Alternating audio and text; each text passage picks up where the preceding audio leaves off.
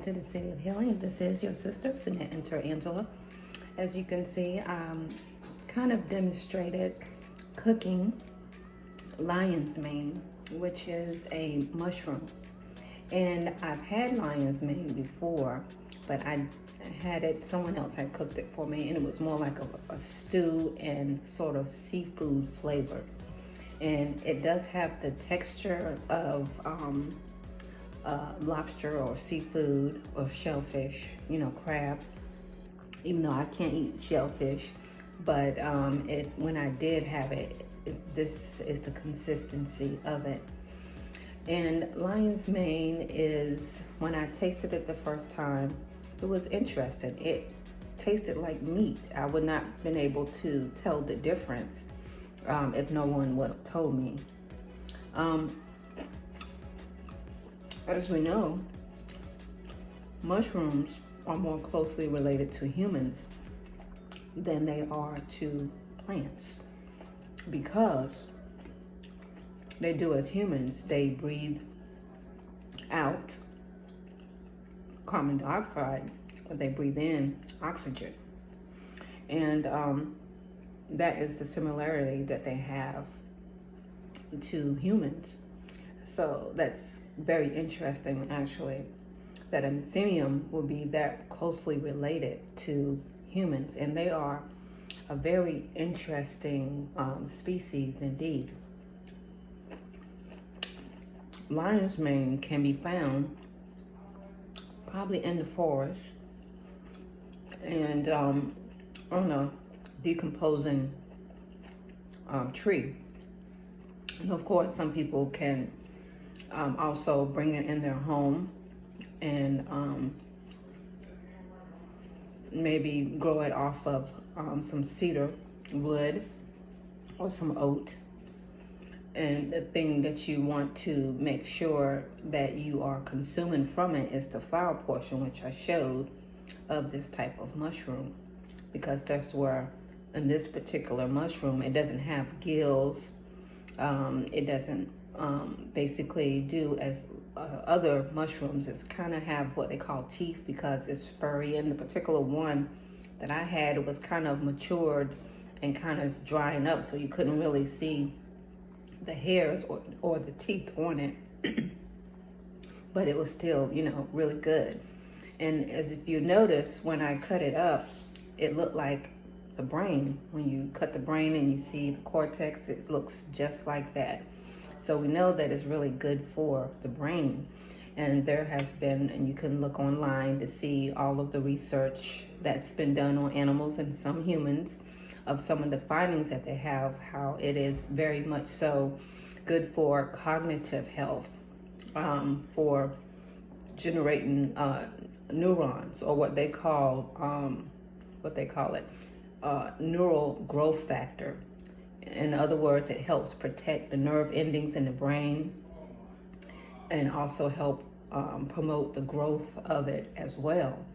So, of course, it doesn't happen overnight. It's a progression. These studies have seen benefits over maybe like 12 weeks time after continued usage of it. It's also good for energy. It's good for depression and anxiety.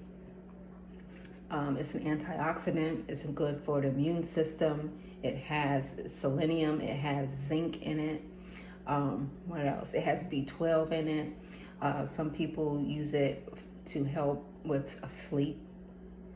It's also good for H. pylori because it helps smooth or ease the irritation to the gut lining. People use it for irritable bowel syndrome, ulcers. It helps soothe, the stomach. It also helps promote the growth of probiotics and prebiotics in the gut as well. I can go on and on about the many benefits, the research that has been done on this species of mushrooms. Stop it. I'm sorry. If you're not aware of it, you can also do your own research and even try it out. As I mentioned before, the first time I had it, it was sort of like a stew. and it was fish flavored. And to tell you the truth, with this, I kind of fried it, sort of. I planned to kind of stew it, but I used the wrong pan because I was rushing. But it tastes just like meat. The consistency of it, how you flavor it, you would never, if you were really trying to go plant-based, you would never know the difference, even though it's not really a plant. What else can I tell you about lion's mane? Well, this particular one, because it was drying up, they call it lion's mane because it's so fluffy and white. And I have seen the really fluffy white type. This particular one, I found it at Whole Foods, and I was just tickled to death. It is quite pricey, and you can actually, but not at Whole Foods that I know of, you can also buy the Mycelium so you can grow it yourself as well. They say it grows pretty easily. If you can find the Mycelium and put it on a decomposing log, because they are decomposers, they can pretty much so grow pretty rapidly. So I'm very much so considering doing that. Of course, too much of anything could be bad. I've heard people say that it causes some GI upset if you take it on a consistent basis, because there are supplement forms and powder and capsules as well. Also, it can decrease the DHT, which is a masculine hormone, so men can lose their libido, their sexual drive, going bald, etc., etc. So, of course, too much of anything there can be a side effect. But with this, I wanted to come forth and share it because a lot of people don't know about it or even tried it. I can say it is delicious. It has the consistency of meat. When I was cutting up like a lot of food, especially if I get it whole, if I'm cutting it up, it feels alive to me, just as much so as regular meat. So I always feel some kind of way, but I always give thanks for my food, of course, and that helps some. But of course, it is alive, and we do consume it for all of its benefits, as I mentioned, for cognitive health, for memory, for protecting the nervous system. A lot of patients have used it for dementia, Alzheimer's, and also Parkinson's. I was thinking when I first heard of lion's mane years ago, and I tried this supplement, and it didn't work out for whatever reason. Now I know why. But I was thinking of my grandmother who had Parkinson's as well. She lived until she was 92.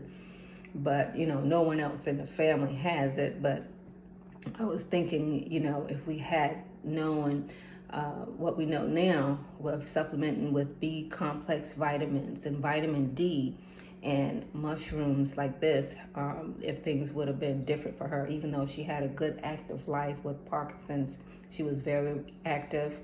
And I know they have a lot of success stories with using certain items to help improve their functioning. She didn't use any of that. She sometimes used the meds, but most of the time with her, she, was on her own and did her own thing, and she did pretty good. But when you choose a supplement, you want to make sure with the lion's mane, you want to make sure that it includes the fruit body and that it comes from a log or organic source, but mostly from a log, so you can get most of the nutrients that you need from it. But anyway, I haven't gone foraging from it. I don't think it grows anywhere around here, but I guess you can produce it, the environment that it needs. But North America and Asia is most of the places that it's originally found in. Anyway, that's what I wanted to come forth and share. If you haven't tried lion's mane, or if you don't like mushrooms, or if you have allergy to mushrooms, you may want to start small to make sure you don't have an allergy to it, and try it.